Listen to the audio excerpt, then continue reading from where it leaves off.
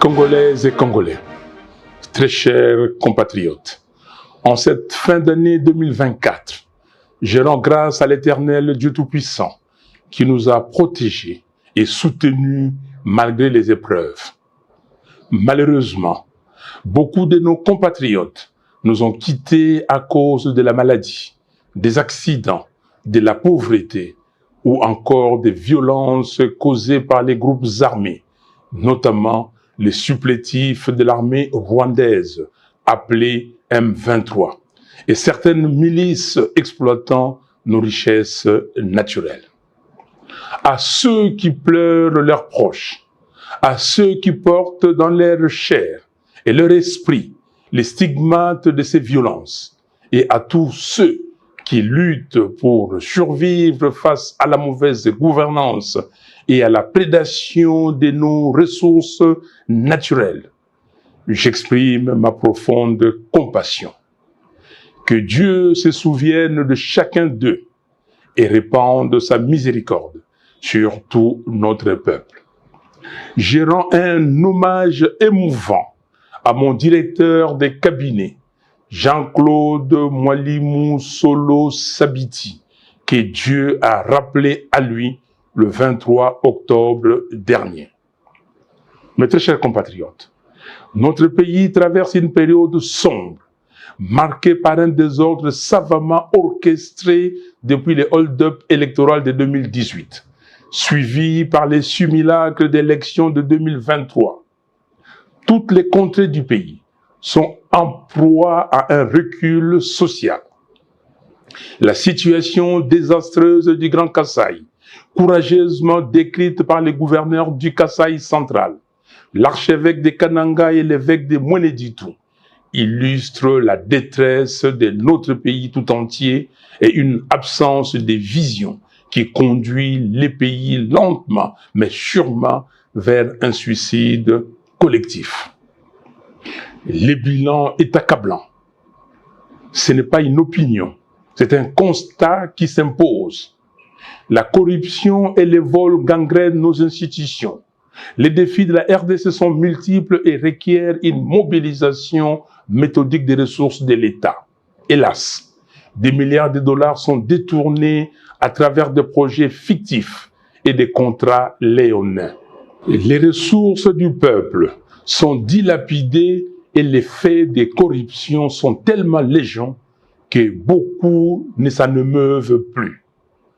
Le banditisme d'État d'une minorité prédatrice et les trains de vie surréalistes des institutions doivent interpeller chaque Congolais.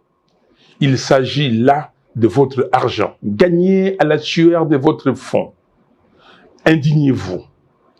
Aux voleurs en col blanc, tapis dans les institutions, je vous renvoie à Dieu et aux images des fins de règne des régimes qui affament leur peuple et vivent dans l'excès aux frais du contribuable. Cette absence totale de rigueur dans la gestion du trésor public accentue le problème auquel nous faisons face. La sécurité est inexistante. Le M23 contrôle plus de 130 localités au nord Kivu. Je répète, 130.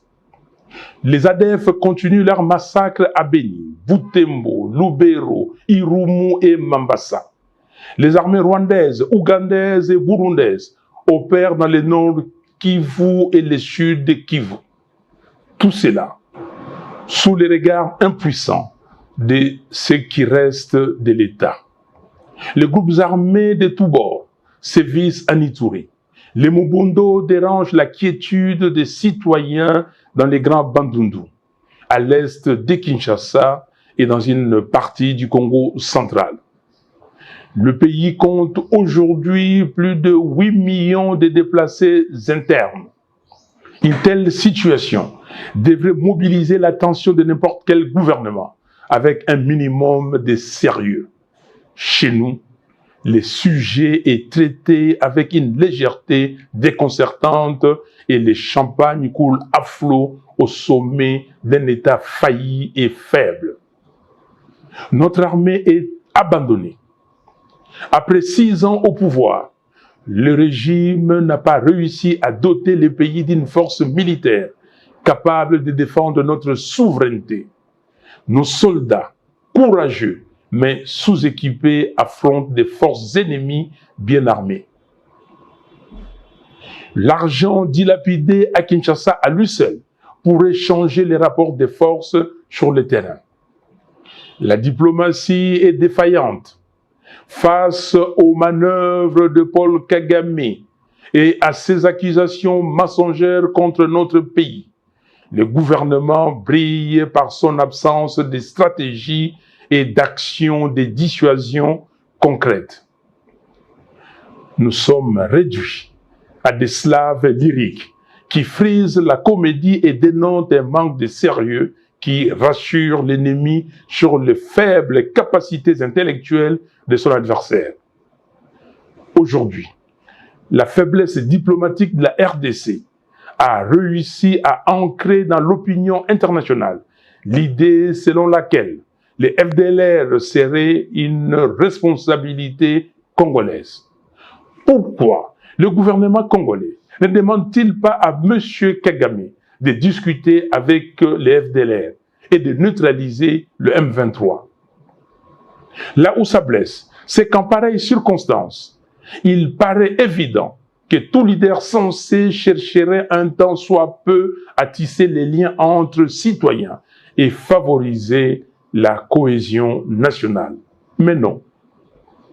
Les tribalismes primaires du régime divisent notre nation. Nous observons un repli identitaire au sommet de l'État, avec une opposition constante entre les frères dits de sang et les autres compatriotes. Une seule tribu bénéficie de nominations privilégiées dans les postes étatiques. On constate également des flux migratoires savamment orchestrés vers Kinshasa et Lubumbashi dans le but de renforcer une influence tribale et de déstabiliser les manifestations de l'opposition et de la résistance. Nous refusons que nos frères et sœurs soient instrumentalisés à des fins machiavéliques et purement politiciennes. En parallèle de tous ces maux, la pauvreté explose. Plus de 80 millions de Congolais vivent dans une des pauvretés les plus abjectes de la planète. Depuis 2019, la dépréciation du franc congolais a considérablement aggravé la situation, rendant la vie insoutenable pour les familles congolaises. Le constat est sévère. L'éducation et la santé s'effondrent. Les grèves des fonctionnaires, des médecins et des enseignants se multiplient. La gratuité de l'enseignement demeure un mirage. Le chômage est à son comble. La jeunesse abandonnée à elle-même voit son avenir compromis. Suite à cette défaillance éducative et à l'éclatement du contrôle parental qui en découle, les banditismes urbains prospèrent. Les Koulouna et autres gangs terrorisent nos villes. Pire, ces jeunes sont souvent instrumentalisés par le pouvoir pour mater la résistance politique. Les infrastructures sont en ruine. Les routes de desserte agricole sont impraticables, ce qui accentue l'exode rural. L'exploitation illégale de nos ressources naturelles ne cesse d'empirer. À Kinshasa, capitale de 17 millions d'habitants, les embouteillages et les bouchons pourrissent la vie des citoyens et la moto est devenue le principal moyen de transport. Les coûts en termes de perte de productivité se chiffrent par centaines de millions de dollars. Encore une fois, il ne s'agit pas là d'une opinion. Chaque Congolais constate ces réalités dans sa vie quotidienne. Les droits humains sont piétinés. Les opposants, activistes et journalistes sont enlevés, arrêtés et emprisonnés arbitrairement. Pour preuve, le 10 septembre dernier, Monsieur Jures Manzanza, membre de l'ESID, a été lâchement abattu par un policier devant le siège du parti et son corps est encore à la morgue. Aussi, 3 membres du parti, Madame Aimé Tabala, Monsieur Océan Lusanga Moulopo et Pierre Ngadiadia ont été enlevés le dimanche 22 dernier pour une destination inconnue jusqu'à présent. Face à ces bilans désastreux, l'honneur aurait depuis longtemps imposé la démission. Il n'y a aucune honte à regarder ses concitoyens en face et admettre son incapacité face aux problèmes multidimensionnels auxquels fait face le pays. Comble du drame. Dans ces contextes désastreux, le régime choisit une fuite en avant, en ouvrant de manière inopportune le front d'un éventuel changement ou d'une révision de la Constitution. Cette initiative hasardeuse survient à un moment où le pays est en guerre et perd chaque jour des pans entiers de son territoire. Elle constitue une démonstration supplémentaire du suicide collectif dans lequel le régime veut entraîner le pays. Les mots ne peuvent pas décrire à quel point je suis révulsé de voir une telle absurdité encouragée par certaines élites, des flatteurs qui vivent aux dépens de l'État.